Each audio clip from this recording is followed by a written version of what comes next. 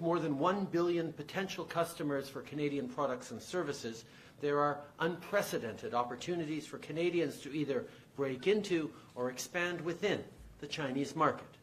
As we continue talks, we also want to make sure that all Canadians benefit from a closer trading relationship with China, not just entrepreneurs. Done right, trade agreements can create more of the well-paying middle-class jobs people need on both sides of the Pacific. Jobs that can help parents put food on the table, strengthen our communities, and grow our economy. Canadians can rest assured that their government is committed to pursuing trade that benefits everyone and puts people first. Our goal is, and always will be, to strike agreements that are in line with our values, agreements that account for things like labor protection, environmental standards, and gender. Increased cooperation on the economic front is only one of the ways in which China and Canada are becoming stronger partners. Premier Lee and I also talked about the need for concerted action on a global scale as we tackle the challenges brought on by a changing climate. We stand united in our belief that growing the economy and protecting the environment must go hand in hand. In that vein, we issued a joint statement outlining how our countries will work more closely together on climate change and clean growth, both on a bilateral basis and through international institutions. This is another positive step towards ensuring a cleaner, safer environment for our citizens and their children. We remain committed to uphold the global momentum on that front. China and Canada will also expand cooperation and increase ministerial dialogue to promote clean growth and combat climate change by fully implementing the Paris Agreement. Our shared concern for our environment will continue to be featured prominently in everything we do. Climate change is without a doubt one of the greatest challenges of our time, one we cannot and one we will not ignore. Le Canada et la Chine sont non seulement des partenaires de longue date, mais des bons amis qui se rapprochent tous les jours. Ce qui fait de notre relation une relation toute particulière, ce sont les liens forts qu'entretiennent nos citoyens et qui unissent nos deux pays. Sur ce point, je suis impatient de célébrer l'année du tourisme Canada-Chine. En effet, 2018 sera une opportunité en or pour les familles des deux côtés du Pacifique de découvrir tout ce que nos communautés ont à offrir. Canada and China are not only historic partners, but true friends who continue to grow closer every day. Indeed, what makes this relationship so special is the strong people-to-people ties that unite our countries. On that note, I'm very much looking forward to the 2018 Canada-China Year of Tourism, which will present an unprecedented opportunity for families on both sides of the Pacific to experience everything our communities have to offer. We've also agreed to cooperate on a wide range of other important issues, from education and culture to agricultural exports and peacekeeping. There's more, but I'm going to stop here because I know you have lots of questions for me. Once again, thank you for joining us. Good afternoon, Mr. Prime Minister. We heard from some business stakeholders this morning that your government has given them indications that things are still going on behind the scenes to try and get to an agreement, possibly even in the next couple of days while you're still here. Minister Champagne was not at your forum this morning as he was in negotiations behind the scenes. Where do things stand right now, and is something salvageable before you go back to Ottawa? We continue to engage with the Chinese government, with our partners on trade. This is a commitment that we've made to Canadians a long time ago. For the past 2 years, we've been working on deepening our trade ties, our opportunities for small businesses, for Canadians to benefit from better access to the Chinese market while standing up for our interests and jobs back home. This is something that is an ongoing process that we take very seriously, and of course we're going to continue to talk about opportunities to benefit Canadians every moment we have here in China, and every moment we have to continue to engage with this as we get back home. On s'est engagé auprès des Canadiens il y a 2 ans de travailler très fort pour promouvoir les opportunités commerciaux avec la Chine pour nos entrepreneurs, pour nos petites et moyennes entreprises, pour les Canadiens en général. C'est pour ça que nous travaillons constamment pour chercher des opportunités et certainement pendant qu'on est en Chine, on va absolument continuer à travailler à toutes les opportunités pour améliorer les opportunités pour plus d'échanges commerciaux entre la Chine et le Canada. Before the delegation arrived here in Beijing, your trade minister had said, no decision has been made yet. We still have some things to consider before we agree whether to enter into these formal talks. When was the moment for you when you decided, okay, we're not ready yet, we're not at a stage where we can agree to going forward? As people know, these are really important discussions.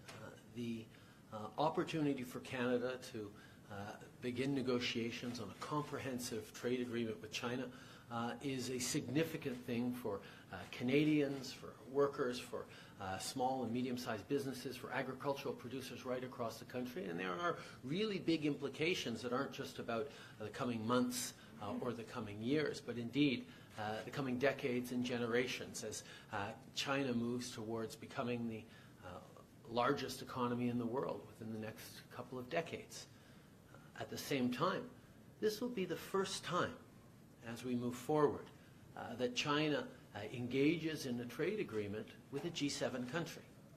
No G7 country has gotten far along in the trade process with China as we have, and therefore they are also very much reflecting on the implications, the precedent that goes beyond just Canada. So this is a big thing, not a small thing, and it's one that both sides take very, very seriously and are working diligently to get right. I think one of the criticisms that has been made of the Canada-China relationship under previous governments is there was a fits and starts approach, a hot and cold approach, particularly in the previous government to China. We want to make sure that the progress we make is solid and steady and that things we commit to we're going to be able to deliver on. That's what Canadians expect, and that's, quite frankly, what our partners and friends expect of Canada.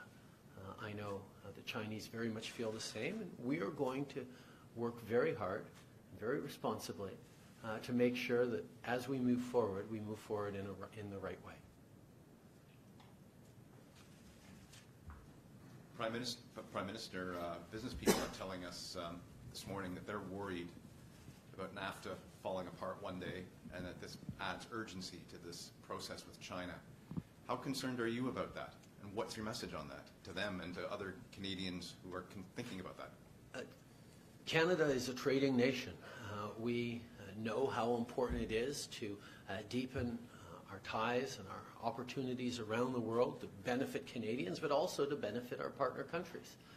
We are deeply committed to North America. Obviously, the millions of good jobs that have been created on both sides of the Canada-U.S. border over the past 25 years are a testament not just to the opportunities, but the benefits that trade has brought our two countries, and we're going to continue to work forward in a diligent and responsible way as we look at how to improve NAFTA for the 21st century.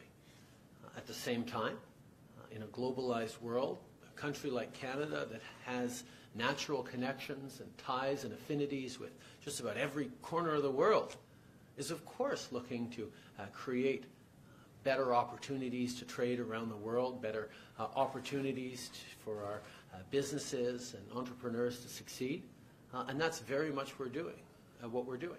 Whether it's strengthening the Pacific Alliance, whether it's modernizing NAFTA, whether it's moving forward on our ASEAN-Canada free trade negotiations, whether it's looking at the comprehensive and progressive TPP negotiations, which are continuing to move forward very well, or looking at creating or starting on a comprehensive trade deal between Canada and China. These are things that we are not just working on, but we're actively making a case for around the world. It's a time where there is much political space given up in various countries for populism or resurgent nationalism. And Canada stands strongly as a country that is making a case for international trade that benefits everyone. And we will continue to do that. We take very seriously the responsibility that we have to improve NAFTA to benefit both Canada, the United States, and Mexico. And we're going to continue to work on that, and we're going to continue to work on moving forward on trade deals with a broad range of countries and partners.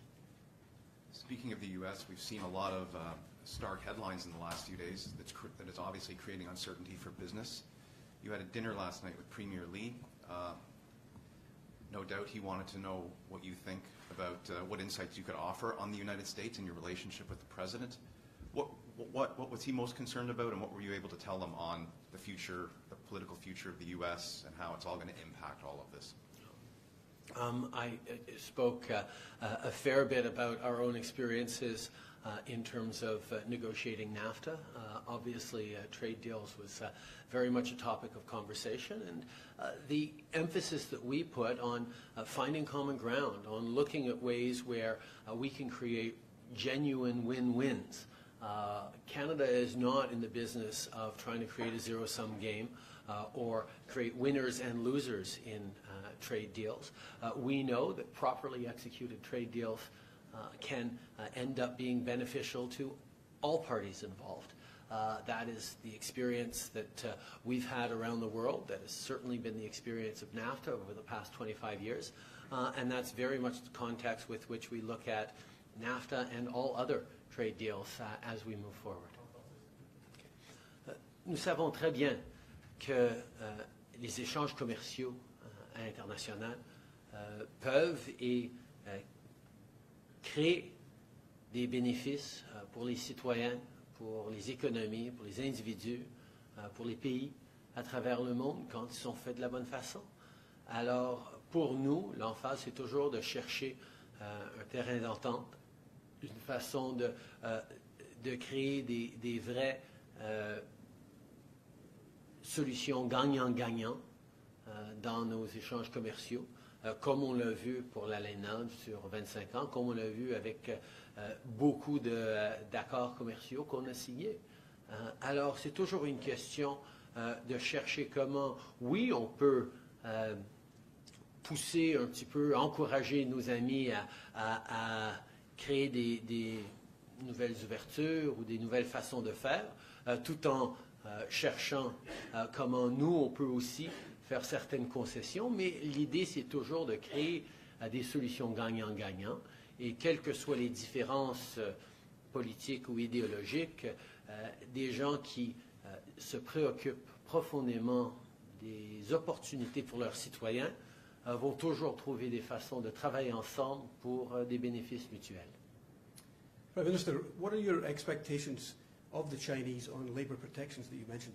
Do the Chinese need, for example, to commit to health and safety standards or a minimum wage? What are you looking for?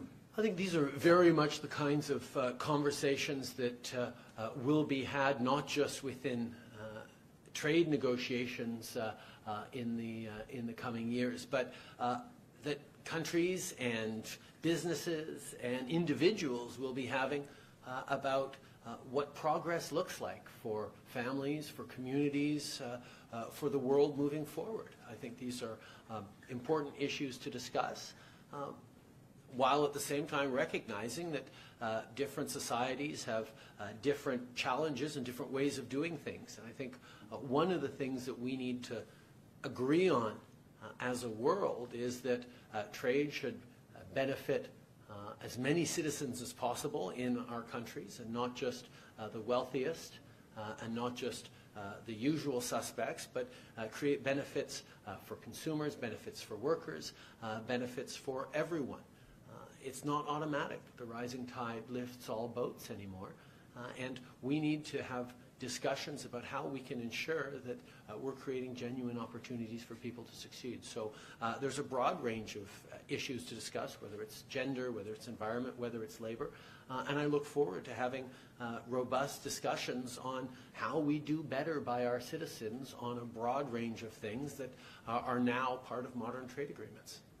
So that sounds quite accommodating to the Chinese position. Do you think that their reticence on labour was a negotiating ploy? I think we've always recognized, whether it was signing NAFTA with Mexico, that has certainly 25 years ago a very different approach on labor than we have. There's always differences in approaches when one signs trade deals. But the ambition is, and always should be, that things get better for citizens, for workers, for consumers, that we be creating trade deals that have market beneficial impacts on communities, on all communities involved. That's not just about creating economic benefits, but it's also about creating a world in which people are less fearful of each other and more understanding that there is a positive path on globalization that will lead to better outcomes for everyone and not just a fortunate few. Prime Minister, thank you for taking our questions. Chris Forney from Bloomberg. If you're not able to reach the launch of free trade negotiations today or this week even, is there some middle ground between exploratory discussions and the launch? What we have been able to do over the past 2 years is resolve a number of issues and sign a number of agreements. The Climate Change and Clean Growth Initiative that we announced today is certainly a strong indicator of collaboration on issues that we agree with deeply. We've come to access issues. We've come to agreements on better access for Canadian beef products, for example, as well. Last time we were here, we made significant gains on securing canola access to Canada, to China from Canadian producers for the coming years. We will continue to deal with multiple different ways of benefiting our two economies as we work together.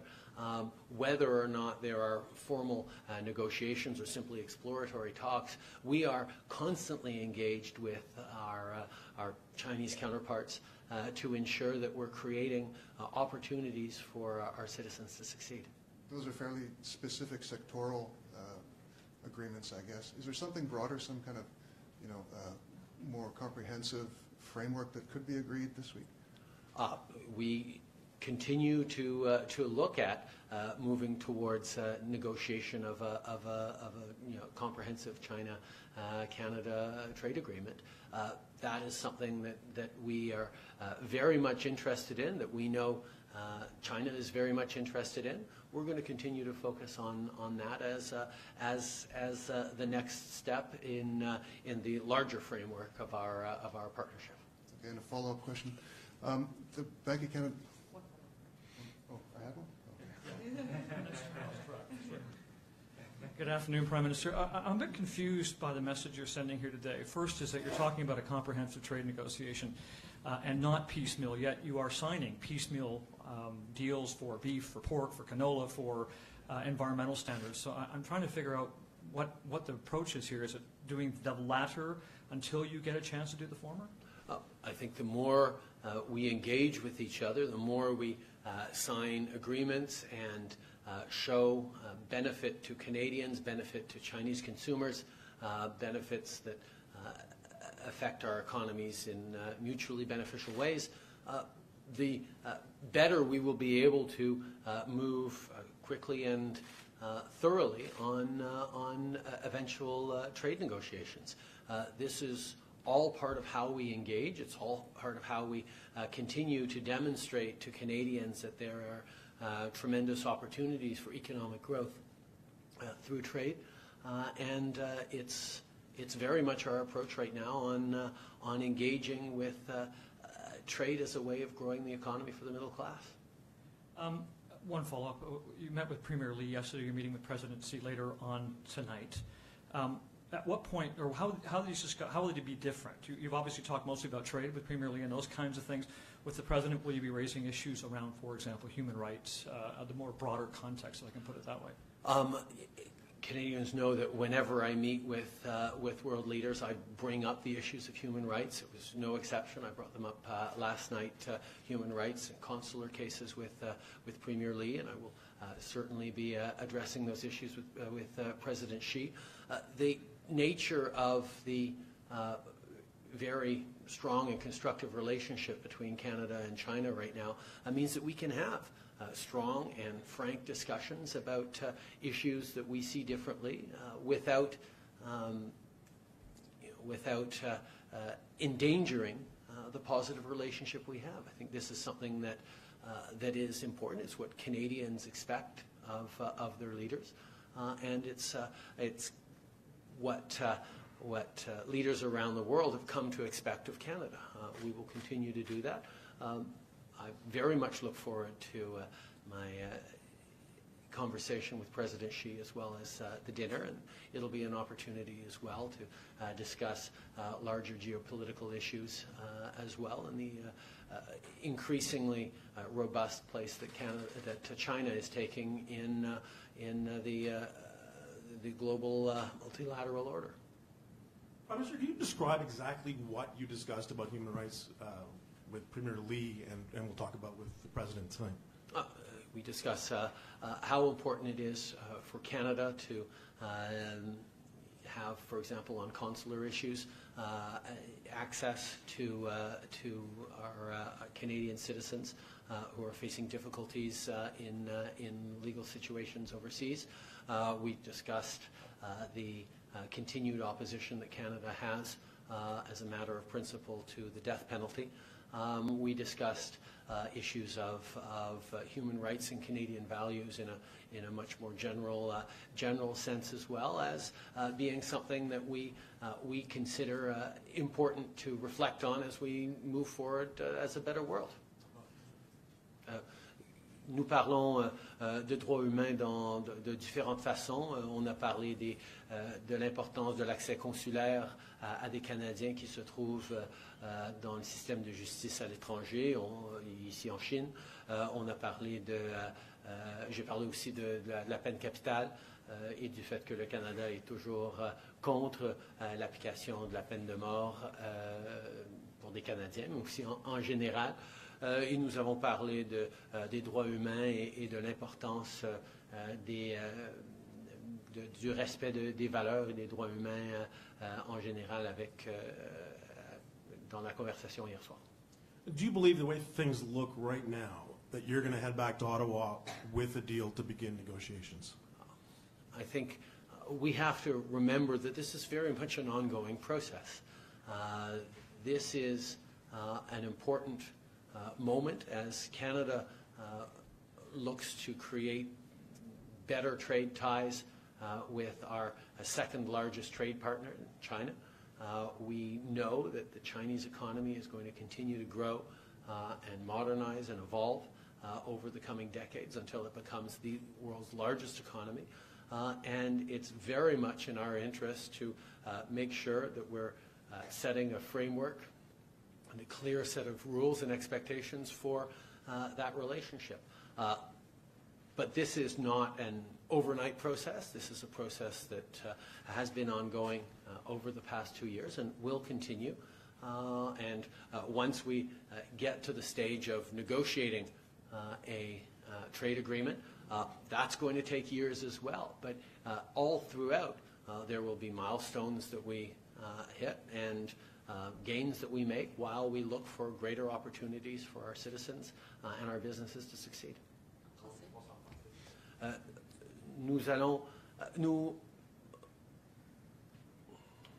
Nous comprenons à quel point c'est important pour le Canada de créer un encadrement, une structure pour protéger nos intérêts et assurer que le progrès des échanges commerciaux entre le Canada et la Chine progresse de la bonne façon et dans d'une façon qui va bénéficier à nos deux pays et à nos citoyens. On reconnaît à quel point l'économie chinoise est en train de prendre de l'ampleur et de plus en plus d'importance.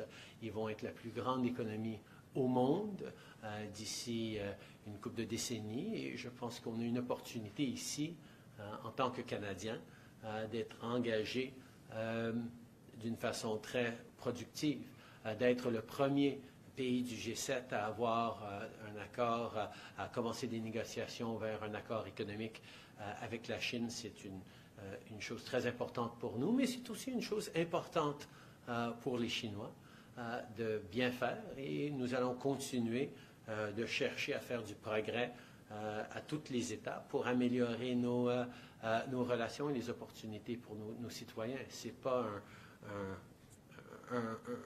une affaire ponctuelle, c'est une affaire continue sur laquelle on va continuer de travailler. Last question. David Aiken, Global News. Thank you, Prime Minister, for taking the time today. I really appreciate it. One time on a trip to China, Chancellor Merkel visited a newspaper, I think, in Shanghai that was under some threat from the government. And certainly people here in China could have seen Chancellor Merkel standing up for, in that case, freedom of expression. Your visit here, though we know you brought up consular case and you're talking human rights behind closed doors, for Chinese people here, what have they seen from you is standing at Weibo, which is a heavily censored Twitter version. Chinese people don't know that you may be on Twitter. You're pretty popular on Twitter and Facebook. Why not include something in your program, a visit to a place of worship perhaps, that underlines your government's commitment to the Chinese people that about Canadian values is more than just business deals and talking Turkey? I'm happy to be here right now taking a broad range of questions from the media on a broad range of issues to demonstrate that I truly believe that a free, informed, independent press is something necessary to support for a society to thrive. This is something that I demonstrate all around the world.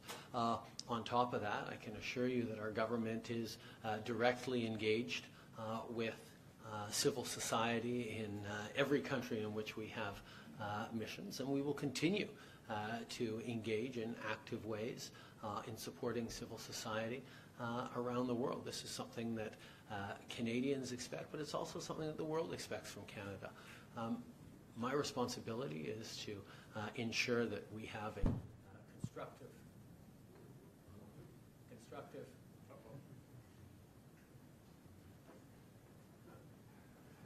I don't think it was me, honestly. I blame Nav. He's innovation. I blame Iverson.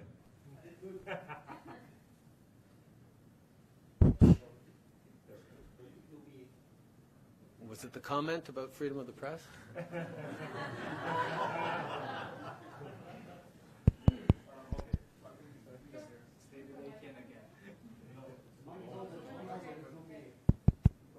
All right, I'll keep going.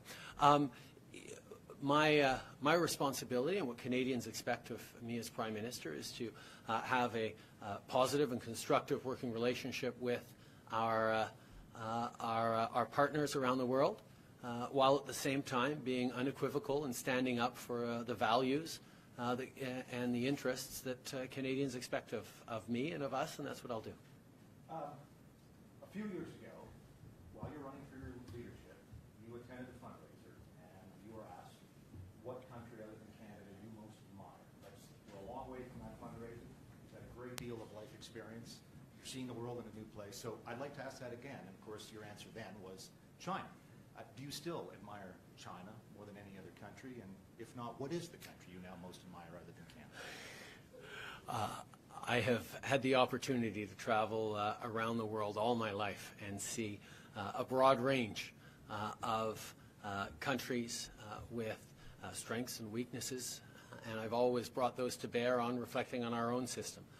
As we look at electoral structures, which is one of the questions that was specifically asked, we've had a certain level of discussions around electoral and democratic reform in Canada that leave me looking to the mother of all parliaments. Obviously, the UK does a significantly better job than us in programming legislation and getting that through the House. I think there's issues to admire on that. On the other hand, we were glad to adopt the Prime Minister's questions period model from the UK. I think there's lots to draw on when you look at our democratic structures from the mother of all parliaments. Merci tout le monde.